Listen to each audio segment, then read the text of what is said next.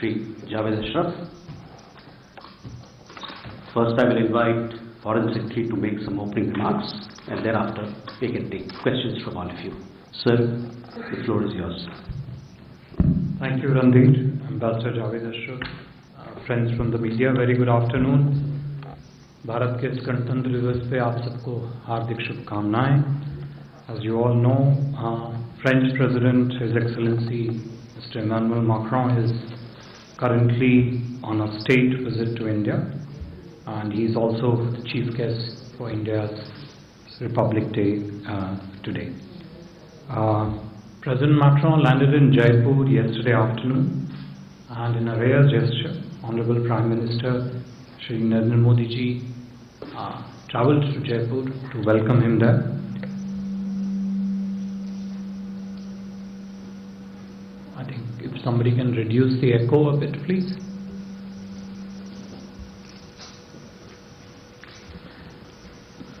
In Jaipur, President Macron experienced rich and vibrant cultural tapestry of Rajasthan. He also visited during his short but very busy trip to Jaipur to Amber Fort, Jantar Mantar and Hawa Mahal. Honorable Prime Minister accompanied him to the last two legs of his visit in Jaipur, that is Jantar Mantar and Hawa Mahal. Thereafter, in Jaipur itself, Prime Minister and President held restricted talks over the dinner. The topics of discussion between the two leaders included areas of priority and focus in our bilateral partnership, as also issues of interest and significance regionally and globally.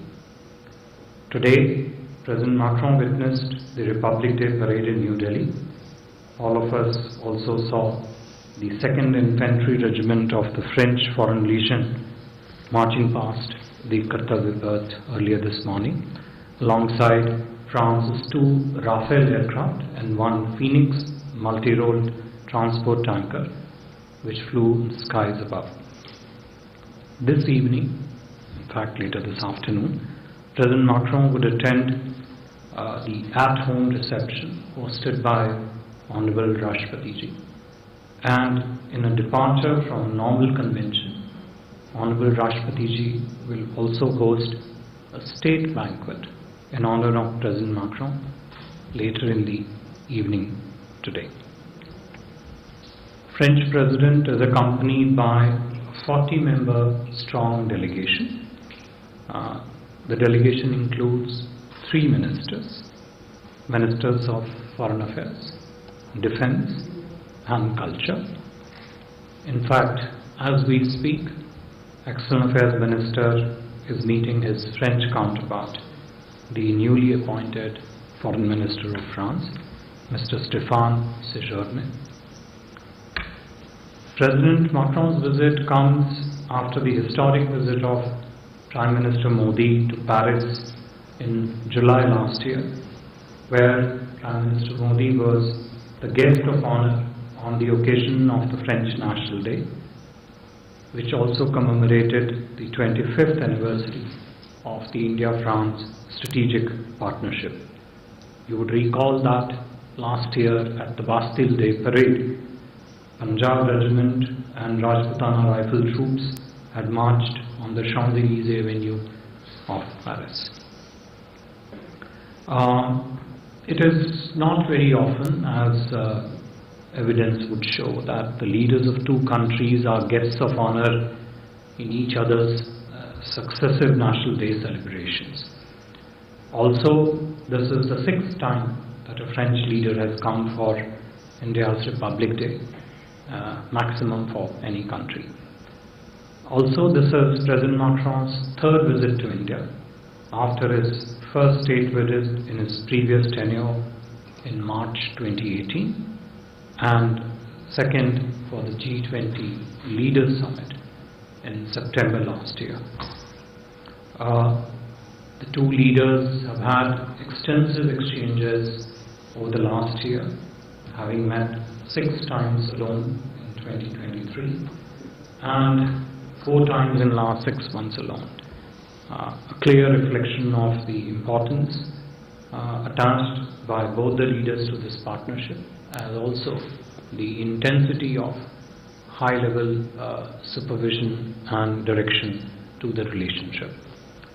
The salience of India-France partnership has only grown in today's complex geopolitical environment and in pursuit, of course, of our national priorities and interests.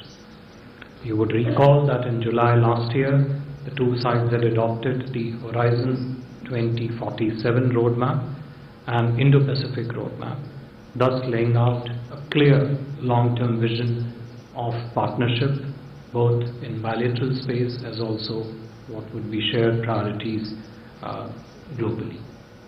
The partnership over the years has shown all-round progress across all the domains, including of defense, security, nuclear energy, space, increasing green areas such as clean energy, blue economy, biodiversity, science and technology, digital domain, and in the field of commerce and economic cooperation. Our international cooperation has expanded from multilateral institutions to security in the Indo-Pacific, and has also included now working together to address global challenges. If I could just briefly list out the key outcomes and general announcements related to the visit following the discussions between the two leaders. You would get the details of this in a joint statement once that's finalized. The delegations are working on it. First is the roadmap. These are the documents which have been agreed upon. Roadmap on the India-France defense industrial roadmap, actually. 2, an agreement on defense space partnership. 3, an MOU between New Space India Limited, NSIL, and Ariane Space with regard to satellite launches. Industrial partnership between Tata and Airbus helicopters for production of H-125 helicopters with a significant indigenous and localization component. Agreement between Department of Science and Technology, 2 agreements actually, and the counterpart French institutions with regard to joint research in clean energy, mainly decarbonized hydrogen, applied mathematics, digital technology, and precision agriculture.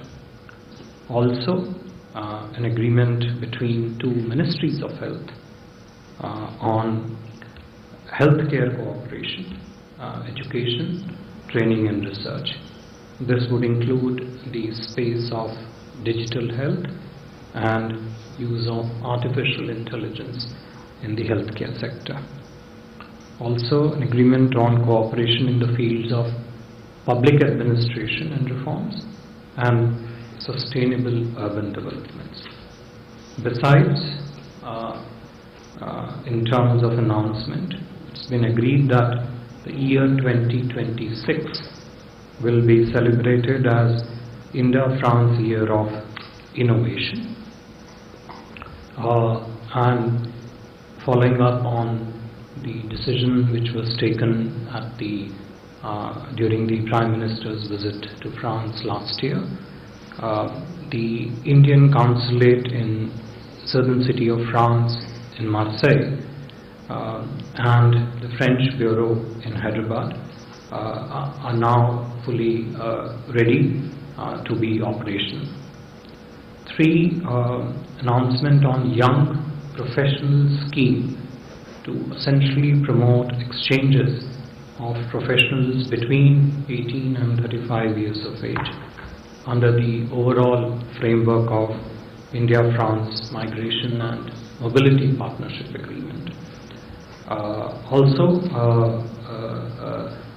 activation of 5-year validity Schengen visa for Indian masters alumni the Indian students who pursue their master's degree from the French tertiary institutions. Announcement also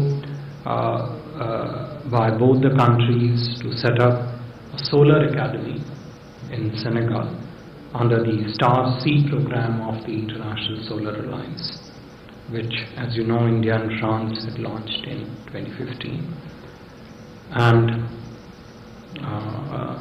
another announcement with regard to French support, which has always been very strong and forthcoming for India's candidacy to the International Energy Agency, as also the India support to the third UN Ocean Conference to be co-hosted by France and Costa Rica in Nice in 2025.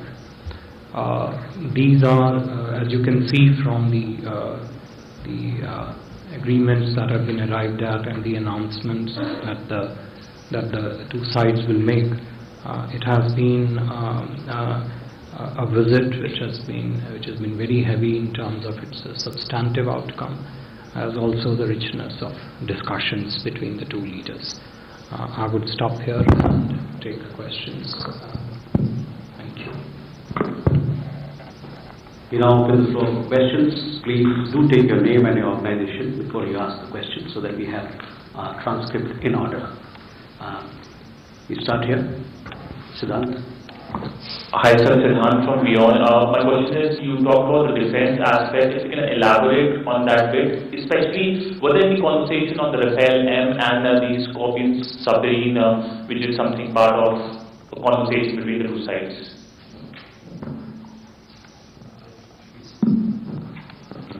Manish Chan, India Rights Network. Sir, building on the talks in July, what new measures were discussed to enhance collaboration in the Indian Ocean and Indo-Pacific? And talking of Indo-Pacific, was there a discussion about subversive activities by any other power, external power? Thank you. We have a question there. John, please go ahead. Yes, thank you, John Reed, Financial Times. Thank you for the briefing and happy Republic Day to all of you. I had a question about the French freelance journalist Vanessa Dugnac, who's on the verge of losing her right to reside in India. She's a long-term resident of India and foreign correspondent. I guess I had two questions. Did this figure come up at all, even briefly, in the talks between the two leaders or the two sides? In some of the remarks we've seen quoted from Indian MEA officials, there was a suggestion that her visa status was being tied to what she had written in India. And I'm curious about whether MEA or the Indian government has an opinion about her journalism. And if so, what is that? Thank you. Please. Sir, Sudhirajan from the Bloomberg, sir. If you could give us, a little bit more on the space MOU that has happened, and also, sir, if you could clarify whether there were talks between India and France on Safran engines for the fighter jet, the twin-engine fighter jet that India is building, sir. Yeshi and Vinay. This is Yeshi Seli from the New Indian Express. You spoke about migration and mobility and talked about 5-year Shenzhen visa for students applying for their masters. Was there talk also about Indians working in France and vice versa, and during the conversation you had on this subject? Sir, I'm Huma Siddiqui from the Financial Express. So I have two questions. One, was the India-EU FTA discussed during the talks? And also in the space sector, you're talking that there is a partnership agreement on launching satellites. So would the satellites be launched here from in India or France? We'll take these questions and then we'll come back for next round. Okay. Thank you very much. Siddhant, with regard to the question on the defense cooperation between India and France, as I mentioned to you, the two countries have agreed to adopt a defense production roadmap. Now, the name itself is very clear that the focus and the priority of defense cooperation through this roadmap is to actually identify opportunities for partnership in the defense industrial sector that prioritize co-designing, co-development, co-production, with the whole and also building the defense supply chains between the two countries, so that they can not only fulfill the defense needs of India and France, but also can be a useful contributor to the security partnership with other countries who might be in use of similar products.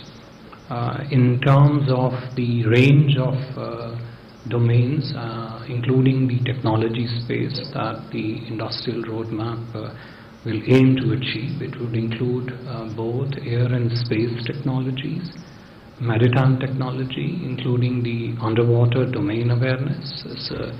It's a new space which is coming up. Naturally, the equipment and the systems related to the land warfare, and also robotics and artificial intelligence, as also autonomous vehicles and platforms, and cyber defense. So the focus of conversation, and this flows from what the two countries agreed in the 2047 Horizon Vision document, is to focus on defense production and manufacturing in a manner that you can harness the compatibilities and competencies which the two economies have and the two engineering systems have, and then use it to further strengthen your defense cooperation. Manish, with regard to the Indian Ocean and the Indo-Pacific, now that is a space which has been one of the key pillars of our cooperation in previous decades also. It's an ongoing conversation, as you know very well. India and France are both resident powers in this part of the world, and the challenges and the opportunities which both countries face, Indian Ocean region and also the Indo-Pacific, and what are the new areas in which India and France can cooperate actually to, one, mitigate the challenges, two, harvest the opportunities which exist both in the Indian Ocean countries as also the hinterland countries. That has always been a very important priority of discussion between the leaders, and discussions this time were no exception. With regard to the issue relating to the French person you mentioned, Mrs. Vanessa Dugnac, I think if I've pronounced the name correctly, we are aware of the matter. This matter is being dealt by the relevant department in the government of India, and I think the key element in this to focus is the frame of reference in which we look at it. The frame of reference to look at is the compliance with the rules and regulations of the country. I don't think this has got anything else to do with the other aspects of journalism, etc. People are free to do what they are accredited to do in a given space, but here I think the principal issue is whether the person is compliant with the rules and regulations of the state under which they come. Sudhir, with regard to the space, if I could just highlight this, you know very well that space has been one of the key anchors of India-France strategic partnership. The letter of intent that two countries have agreed this time would essentially focus on areas such as space situational awareness, which is very important to build an understanding of the kind of traffic which is up there in the space. Collision avoidance, again because of traffic. Naturally, earth monitoring from the space, remote sensing, communications and broadcasting. And also, equally importantly, industrial cooperation between the two countries to further expand and deepen our cooperation in this space. There was also a related understanding which was arrived at between the New Space India Limited and the Ariane space. This is essentially, if I was to capture the crux of it, is on the optimization of the satellite launches between the two countries. France has some very strong satellite launching capability, so does India. And the idea is how do these two institutions come together to optimize these capacities, and including through the best and the maximum use of the satellite launch windows that might be available. Indians working in France, again, this is not really a new thing. This has been going on for some years, and France was among the first countries with whom India signed the Mobility Partnership Agreement. There is a fairly strong Indian student community and also the professional community in France. The arrangements that I talked about in my remarks this time, one relating to the youth exchanges between the ages 18 and 35, and also the activation of 5-year Schengen visa for those students who pursue their master's program in French tertiary institution, essentially complements the Mobility Partnership Agreement and expands the professionals on both sides, the contribution they can make to the two respective economies. To my knowledge, there were no discussions on India-EU FTA, but the two leaders did meet alone also, one-on-one. I would not rule it out entirely, but to my understanding, it was not there. But if the two leaders discussed, we can double check and get back to you on that one. Thank you.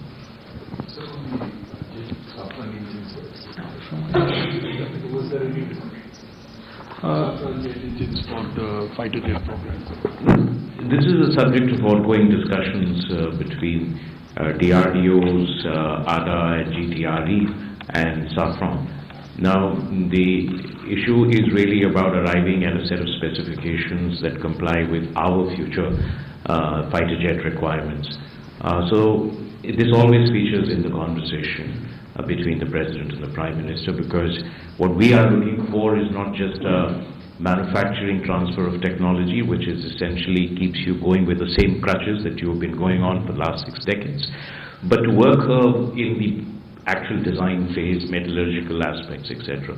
So Safran is fully willing to do it with 100% transfer of technology, 100% transfer of technology in design, development, certification, production, and so on and so forth. But it's obviously a very complex subject, and it has to fit in with the overall future requirements. So this discussions will continue to take place, and that's also part of the defense industrial roadmap. Yeah, thank you. We can have more questions now. Here, Ayushi first. Please do tell us about your organizations. So this is Ayushi Agarwal from MEA. I just wanted to know how much were the ongoing conflicts like Israel, Gaza, Russia, Ukraine, or the situation, the Red Sea, discussed between the two leaders?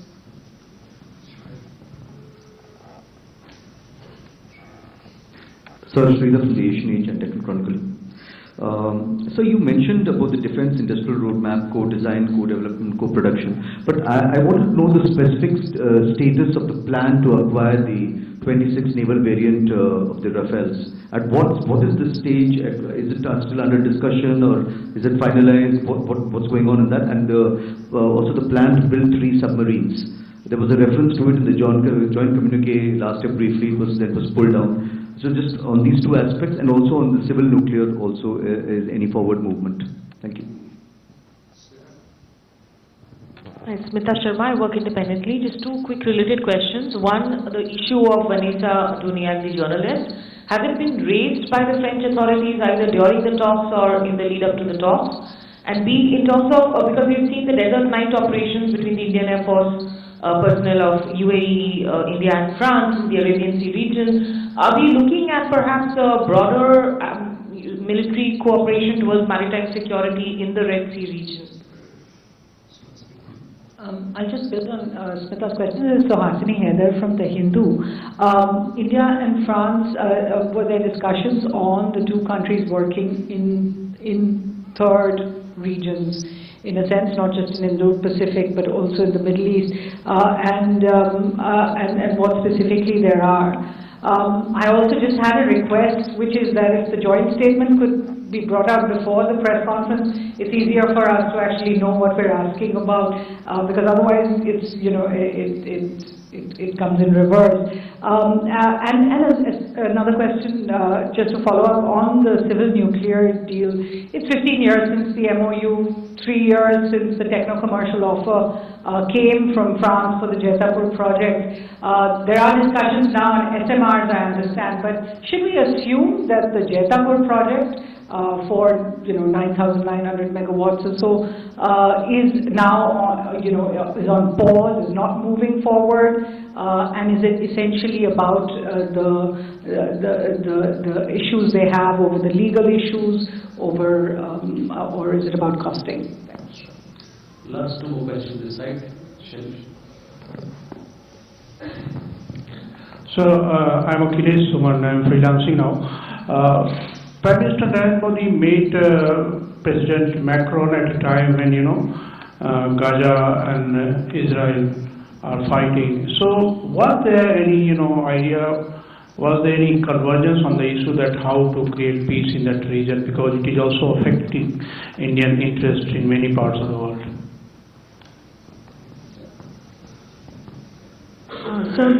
Milan from India Today. Just want to understand, and if you could elaborate on the Indo-Pacific Triangular Development Cooperation Fund, if that was discussed, and also on a lighter note, because the French president was immersed in Indian culture and he was also handed over a replica of the Ram Mandir temple. What was the kind of conversation between Prime Minister Modi as well as French President? The last time he visited, he spoke about how moving his visit to Banaras was. So anything on that?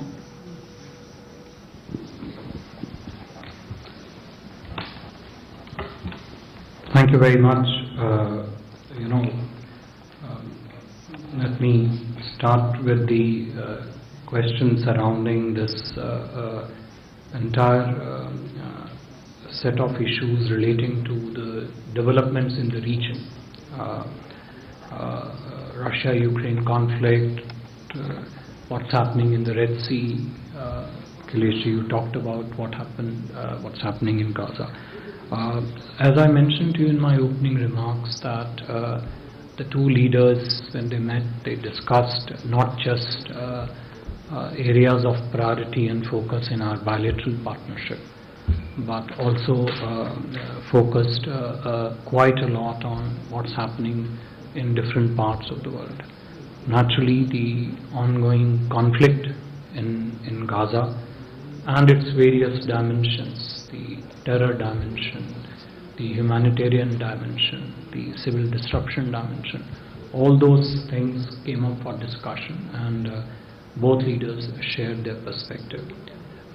With regard to developments in the Red Sea, naturally the disruptions, the potential disruption and the actual things happening in the maritime domain there, which is causing disruption to the commercial shipping, indeed is a matter of serious concern, and both leaders focused on it. With regard to a related point which was raised as to whether they agreed to work together on these points, I think we have always been, India has always been in very strong partnerships with different stakeholders in this maritime space on a range of areas which are there, commercial shipping, right from the days of piracy and even going before that, before 2008. We have always had very strong partnerships with different players. It is important because those partnerships help you build an information matrix in which you can then respond to protect your commercial shipping interest and also other maritime security interests. So yes, we have been, working with other partners, coordinating with them in terms of information, etc.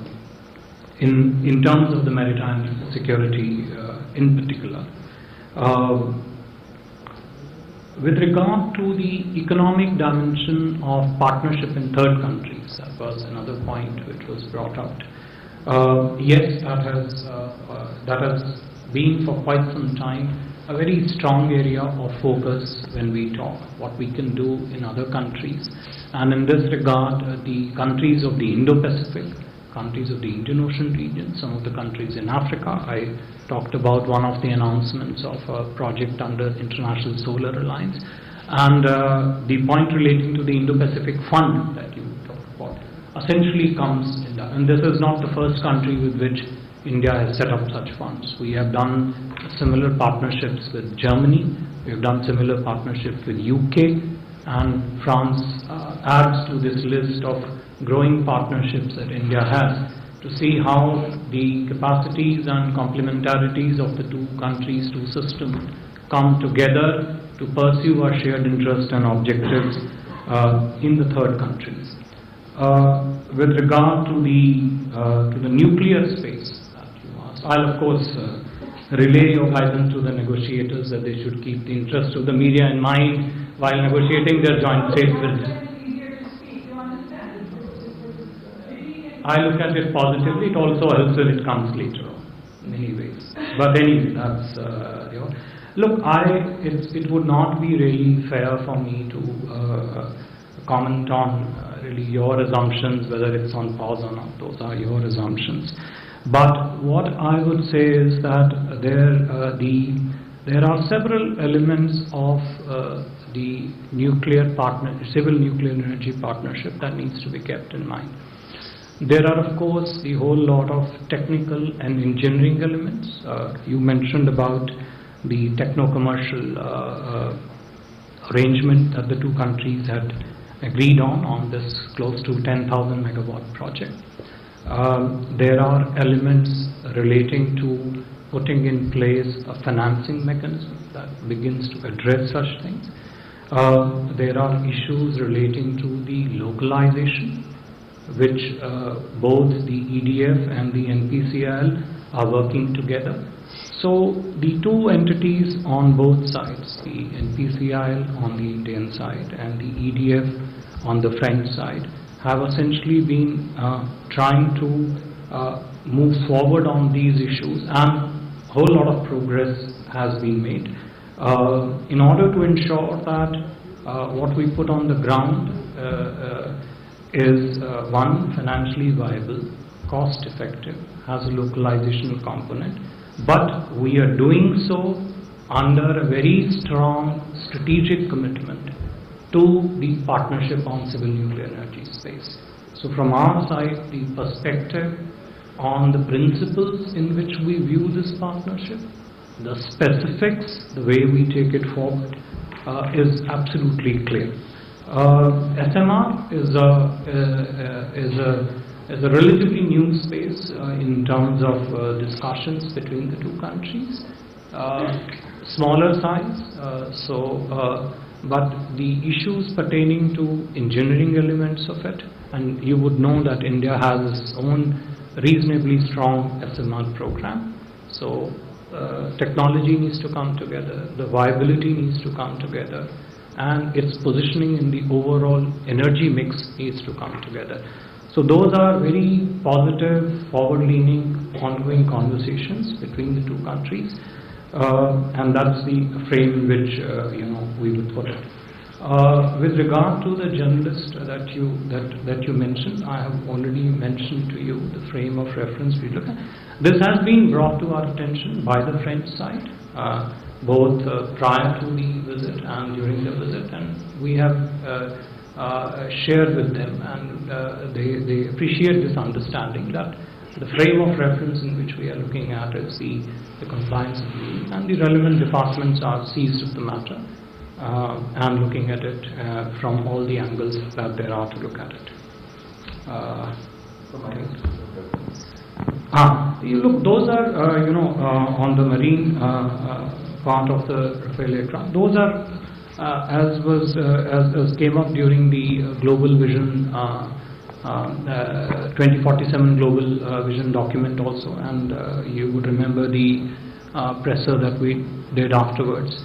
The visits are not focused on individual transactions.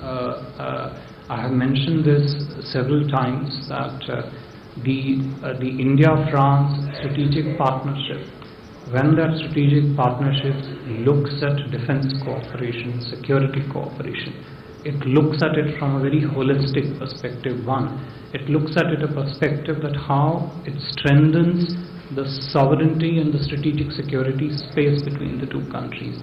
It doesn't look at it from the perspective of a set of transactions or the trade-related transactions. That's why, as I mentioned to you, the defense industrial production roadmap, I've just given you kind of, a very top line sense of it. If you go into the depth of it, you will find the substance of partnership is far extensive, far deeper compared to just one or two transactions that one would focus on. Thank you. As I mentioned to you, visits are not about individual transactions and specifics. Thank you. With that, we come to the end of this special press briefing. Thank you very much for your participation, and do stay tuned for all the updates from our side. The visit is still on. Thank you. Thank you very much.